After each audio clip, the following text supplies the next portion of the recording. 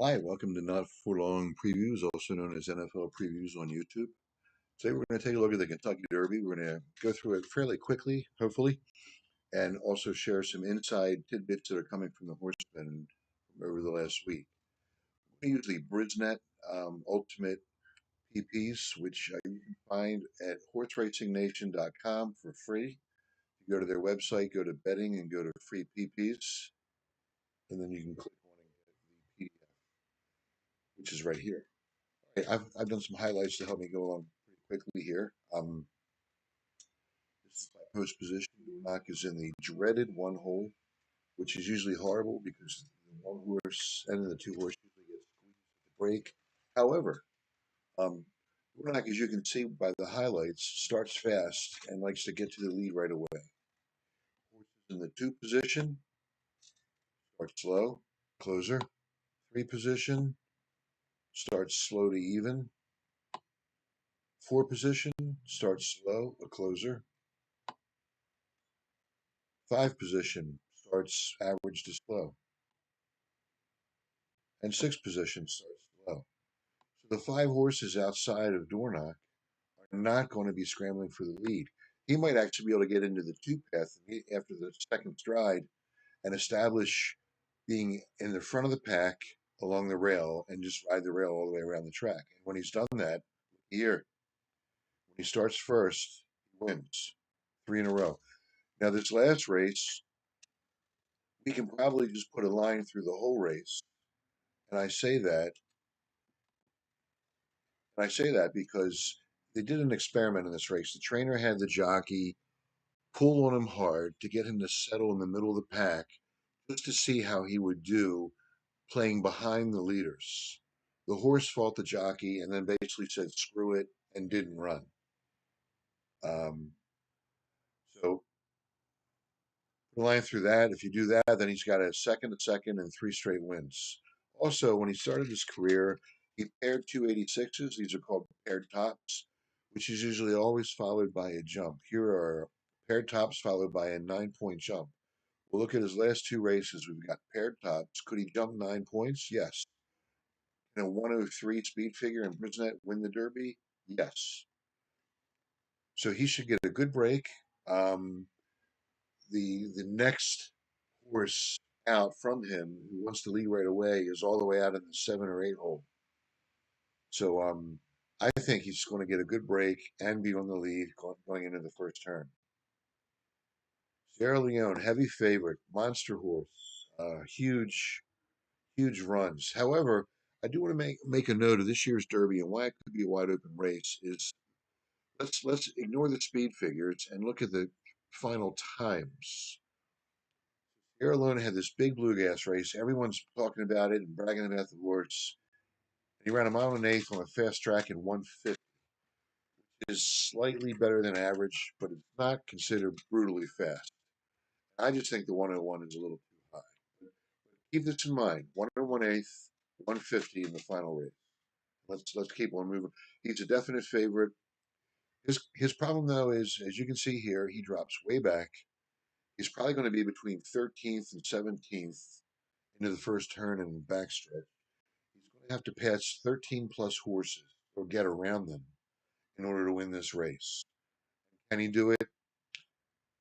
Well, that's you're going to have to judge that for yourself. Mystic Dan. If this track is off, or a muddy track, he runs monster. He loves the wet track.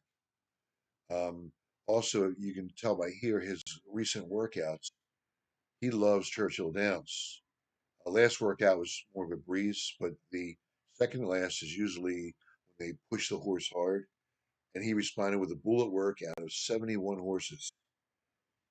So he is primed. The problem is on fast tracks, 92, 85, 77, 94, he doesn't run fast on dry dirt. Um, I can't, I'm not going to put a line through him and eliminate him, but don't think he can win. But he could hit the exotics position. Four horse catching freedom.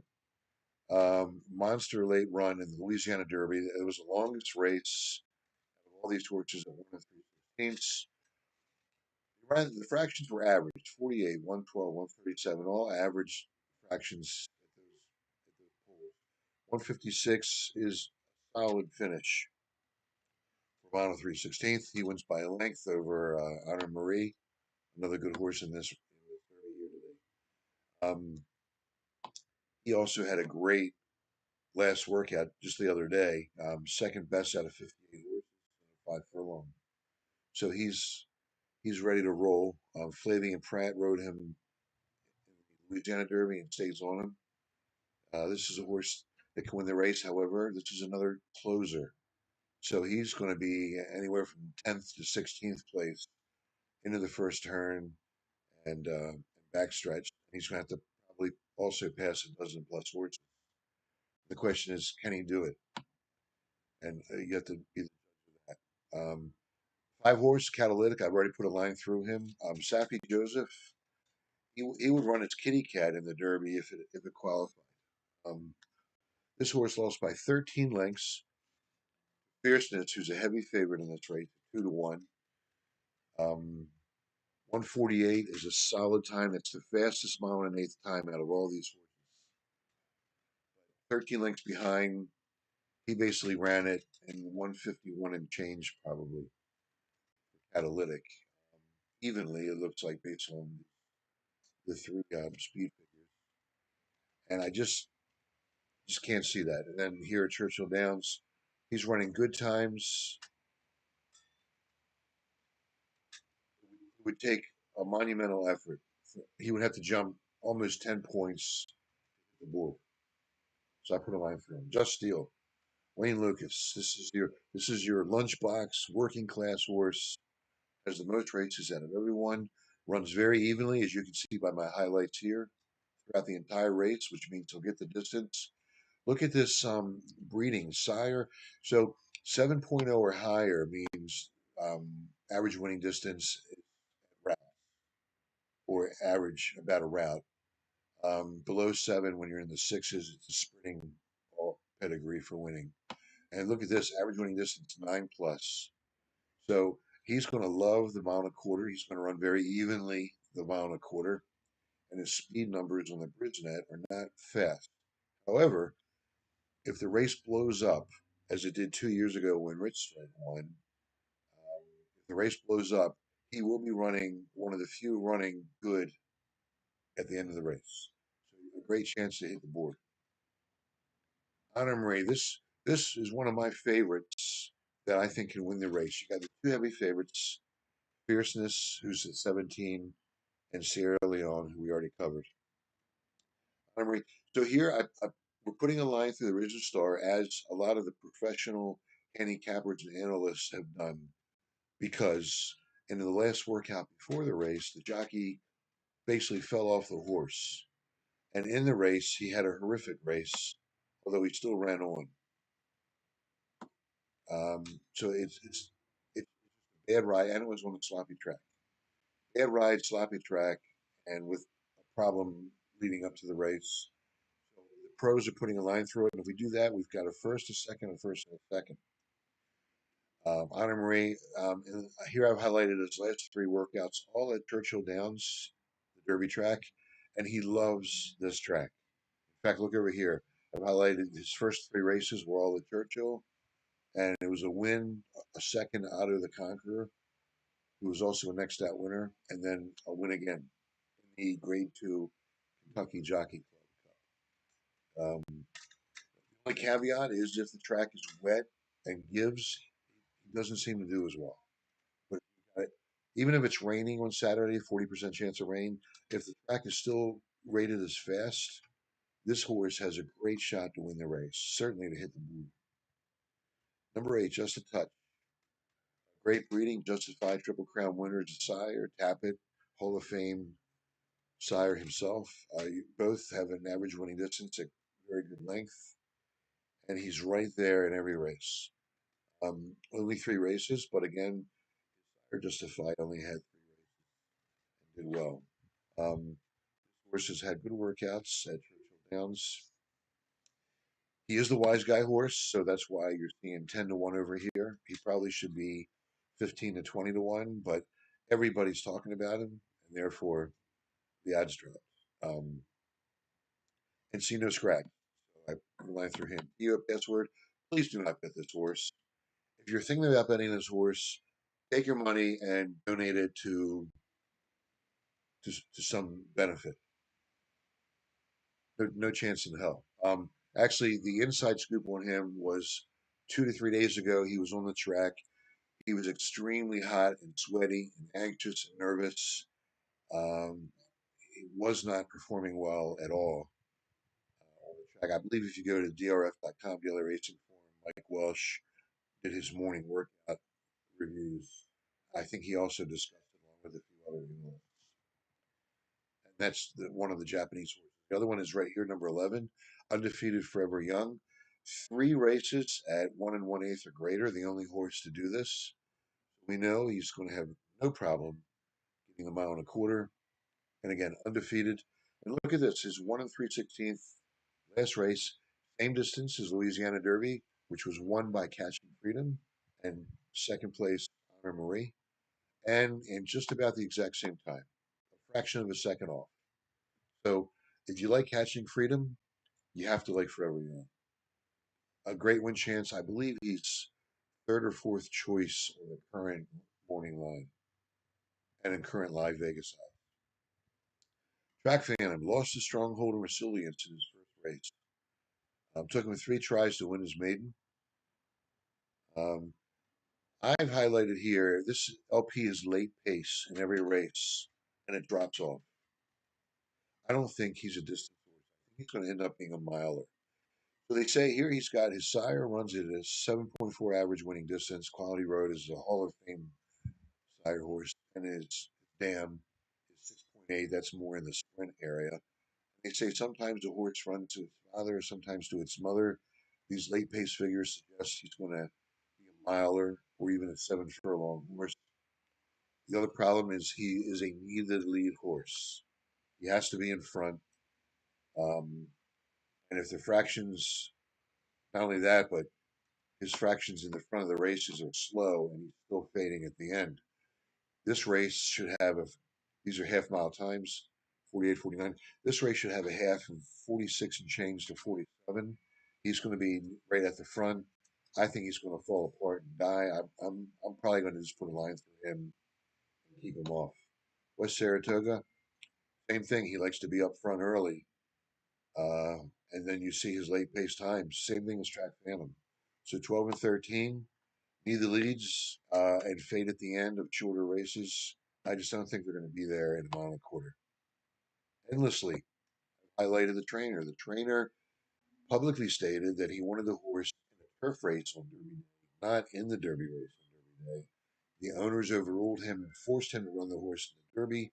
This horse might still scratch by Derby Day because the trainer is having continued discussions with the owner.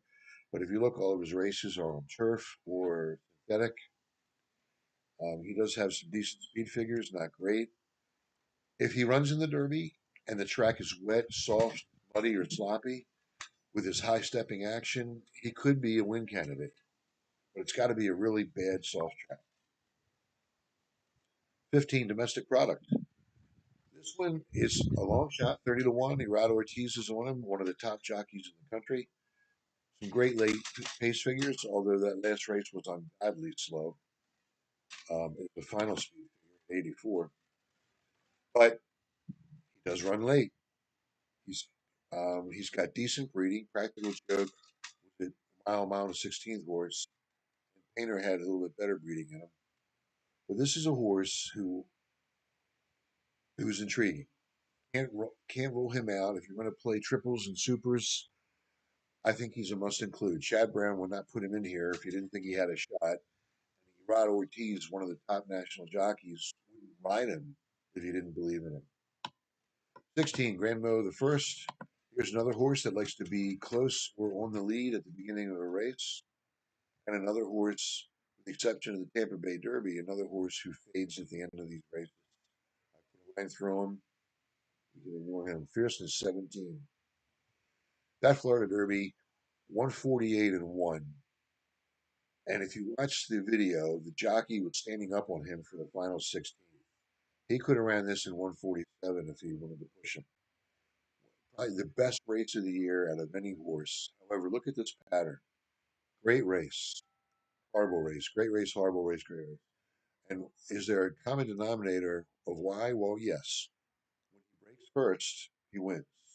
When he does not break first, next race, he breaks second, but he's right with the leader all the way around the track. He wins. The race after that, he breaks third. It takes him a while to catch up. Nope. And then in his recent race, he breaks early, gets the lead right away, and goes off. So here's a need the lead horse. If he breaks bad or gets caught in third, fourth, fifth, sixth, and he's taking dirt, he's done. So it's a huge risk. However, if he breaks first, gets an early lead, and they run that first half in less than 47, like right here, he's got a great shot to win by several lengths. So he's either going to win by a lot or he's going to be middle of the pack finish. Stronghold. This is one of my favorite, along with Honor Marie, one of my favorite overlooked horses with a great shot to win. He's by Ghost Sapper, and Ghost Sapper ran a mile and a quarter Breeders' Cup, breaking a record in that mile and a quarter Breeders' Cup. So, can he run to his dad? If he does, he's going to have no problem running a very fast mile and a quarter. Um, in the Sunland Derby, they only gave him a 95 final figure, but he broke the Sunland Derby record in a very fast mile and 16 time.